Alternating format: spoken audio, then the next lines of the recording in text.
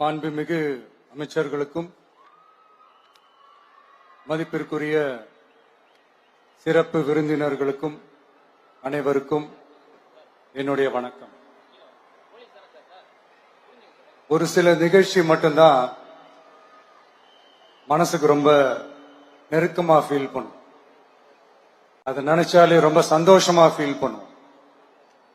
அப்படிப்பட்ட ஒரு நிகழ்ச்சி தான் இன்னைக்கு இந்த சிங்கப்பெண் சிறப்பு படைய தொடங்கி வைக்கிற இந்த நிகழ்வு. உண்மையிலே மனசுக்கு ரொம்ப நெருக்கமான ஒண்ணு, சந்தோஷமான ஒண்ணு.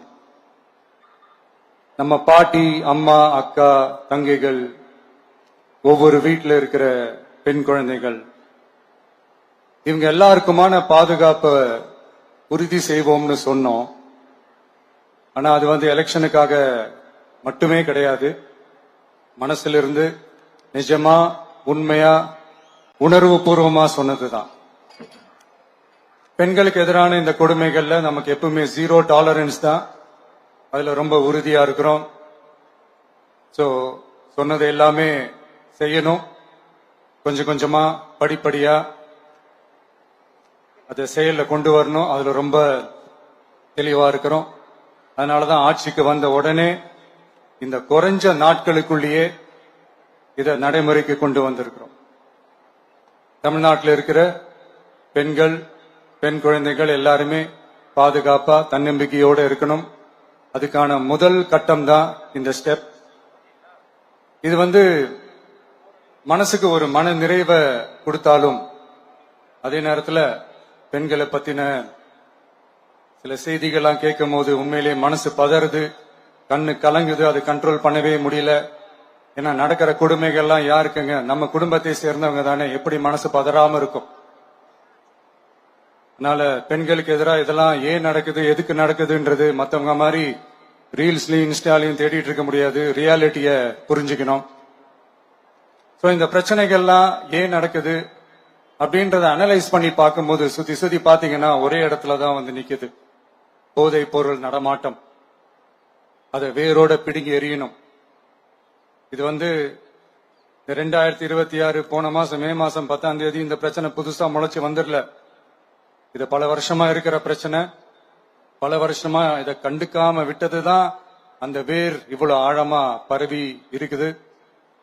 இத பல வருஷமா கண்டுக்காம விட்டது யாருன்றது நான் சொல்லிதான் உங்களுக்கு தெரியணும்னு அவசியம் இல்லை. அது உங்களுக்கே நல்லா தெரியும். இப்ப அதை பத்தி பேசியும் பிரயோஜனம் இல்லை. முதல்ல இந்த போதை பொருள் நடமாட்டத்தை வேரோட பிடுங்கி எறியணும். அப்படி எரிஞ்சாதான் இந்த பெண்களுக்கான இந்த சேஃப்டி ரொம்ப ஸ்ட்ராங் ஆகும். இது ரெண்டுமே ஸ்ட்ராங் ஆனாலே ஆட்டோமேட்டிக்கா சட்டம் ஒழுங்கும் சரியாகும். இந்த 3 விஷயம் சொன்னல, இந்த போதை பொருள் நடமாட்டம், பெண்களுக்கு எதிரான இந்த கொடுமை, இந்த சட்டம் ஒழுங்கு, இது 3மே ஒண்ணுக்கு ஒண்ணு இன்டர்லிங்க்ட் தான். இதுவும் இப்ப புதுசா வந்த பிரச்சனை கிடையாது. பல வருஷமா இது இன்டர்லிங்க்டா தான் இருக்குது. இதெல்லாம் ஏன், எதுக்குன்றது இப்ப முக்கியம் இல்லை. இது எப்படி சரி செய்ய போறோம்ன்றதுதான் முக்கியம். பட் அதே நேரத்தில் இன்னொன்னையும் நம்ம மனசுல எடுத்துக்கணும். இந்த பெண் குழந்தைகளுக்கான இந்த பாதுகாப்பு இது வெறும் சட்டம் ஒழுங்கு சம்பந்தப்பட்டது மட்டும்தானா அப்படின்னு கேட்டீங்கன்னா இல்ல. இது சமூக ஒழுங்கும் சம்பந்தப்பட்டிருக்கு. சமூக ஒழுங்குல தனி மனித ஒழுங்கும் சம்பந்தப்பட்டிருக்கு. தனி மனிதன் ஒழுங்கா இருந்தாலே அந்த சமூகம் தன்னால மாறும். ஒரு கட்டுப்பாட்டோட, ஒரு பொறுப்பா இருந்தாலே இந்த மாதிரி பல பிரச்சனைகளை நம்ம கண்ட்ரோல் பண்ணலாம். படிக்கிற இடத்துல, வேலைக்கு போற இடத்துல, டிராவல் டைம்ல, ஆனா டெய்லி லைஃப்ல பயம் இல்லாம மரியாதையோட நம்ம பெண்கள் வாழணும். அதுக்கான ஒரு அட்மாஸ்பியரை நம்ம கிரியேட் பண்ணணும். அதுதான் நம்மளுடைய ஃபர்ஸ்ட் டார்கெட்டு. இவ்வளவு நேரம் நான் இதெல்லாம் ரொம்ப சாஃப்டா சொல்லிட்டு இருந்தேன். ஆனா பெண்களை தொந்தரவு செஞ்சுட்டு அப்படியே எஸ்கேப் ஆகி போயிடலாம்னு நினைக்கிறவங்களுக்கு நான் ஒரு வார்னிங்காவே சொல்றேன். பெண்கள் பாதுகாப்பை டிஸ்டர்ப் பண்றவங்க யாரா இருந்தாலும் அது சகிச்சுக்கவே முடியாது.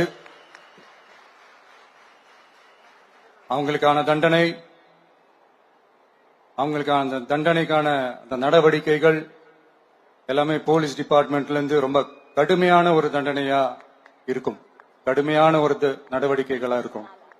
அந்த தண்டனை, அவங்களுக்கான அந்த சார்ஜ் ஷீட் எல்லாமே ரொம்ப ஃபாஸ்டா, ஸ்பீடா அது செயல்படுத்தப்படும். என்ன ஒண்ணு, அந்த ஸ்பீட்ல நிரபராதிகள் யாரும் தண்டிக்கப்பட்டிருக்கூடாது. இதையும் காவல் அதிகாரிகள் மைண்ட்ல எடுத்துக்கணும். தப்பு செஞ்சவங்களுக்கு மட்டுமே அந்த உண்மையான கடுமையான தண்டனை கோர்ட் மூலியமா வாங்கி தரணும். அப்பதான் அதை பார்த்து தப்பு செய்ய நினைக்கிறவங்களுக்கு கூட தப்பு செய்யக்கூடாதுன்ற அந்த ஒரு பயம் வரணும். இந்த சிங்கப்பெண் சிறப்பு படைக்காக நம் அரசு சார்பாக முதற்கட்டமாக 354 கோடிக்கு மேல நிதி ஒதுக்கப்பட இருக்கு. இந்த திட்டத்தோட இரண்டாவது கட்டமா இந்த படைக்காக மட்டுமே 2500 புதிய பணியிடங்கள் உருவாக்கப்பட உள்ளது. பெண்களோட பாதுகாப்பை ஸ்ட்ராங் பண்றதுக்காக மாடர்ன் ஃபெசிலிட்டிஸ் இருக்கிற வாகனங்களும் நவீன உபகரணங்களும் தொழில்நுட்ப சாதனங்களும் அலாட் செய்யப்பட இருக்கு. ஆல்ரெடி உமன் சேஃப்டிக்காக செயல்படுற அமைப்புகளுக்கு அடிஷனல் ஸ்ட்ரென்த் அண்ட் சப்போர்ட்டா இந்த சிங்கப்பெண் படை செயல்படும்ங்கிறத மீண்டும் வலியுறுத்தி சொல்ல விரும்புறேன். பெண்களுக்கு எதிரான குற்றங்கள் நடக்கிறதுக்கு முன்னாடியே அதை தடுக்கிற காவல் நடவடிக்கையில இந்த படை முக்கிய பங்கு வகிக்கும். ஃபீல்ட் ஒர்க்ஸ் அண்ட் பிரிவென்டிவ் ஆக்ஷன்ஸ்ல இந்த படை ஈடுபடுறதால அனைத்து மகளிர் காவல் நிலையங்கள் எல்லாம் வழக்கு விசாரணையிலும் குற்றவாளிகளுக்கு தண்டனை வாங்கி தர்றதிலையும் இன்னும் அதிக கவனம் செலுத்த முடியும். பெண்களை ஃபாலோ பண்றது, பாலியல் தொல்லை தர்றது, டார்கெட் பண்ணி திரும்ப திரும்ப தொந்தரவு செய்யறது, பெண்கள் கடத்தல் முயற்சி, பப்ளிக் பிளேஸ்ல அசிங்கமா நடந்துக்கிறதுக்கு பஸ்ல தொல்லை தர்றது, கூட்டத்துல பெண்களுக்கு தொல்லை தர்றதுன்னு இது மாதிரி தப்ப தடுக்கிறதுல ரொம்ப முக்கியமா இந்த சிங்கப்பெண் படை செயல்படும். பெண்களுக்கு எதிரான குற்றங்களை தடுக்க நடவடிக்கை எடுக்க இந்தியாவிலேயே முதல் முறையாக ட்ரோன் வாயிலாக பெட்ரோல் முறை அறிமுகப்படுத்தப்படும். நம்ம வீட்டு பெண்கள் அவங்களோட ட்ரீம்ஸ் அண்ட் எக்ஸ்பெக்டேஷன்ஸ் என்ன அப்படின்றத நம்ம அரசு நல்லாவே புரிஞ்சு வச்சிருக்கு. அது கொஞ்சம் கொஞ்சமா நாங்க செயல்படுத்துவோம். உங்களுக்கான மரியாதையும் தான், உங்களுக்கான அந்த கண்ணியமும் தான் நம்ம அரசினுடைய highest and most important priority. ஒரு கவர்மெண்டோட அந்த விஷன் அண்ட் டார்கெட் ஆனஸ்டா இருந்தாலே போதும். பிளான்ஸ் அண்ட் அட்டெம்ப்ட்ஸ் அது போற பாதை சரியா இருக்கும்னு சொல்லுவாங்க. அப்படிப்பட்ட ஒரு கவர்மெண்ட் தான் நம்மளுடைய கவர்மெண்ட், உங்களுக்கான கவர்மெண்ட்.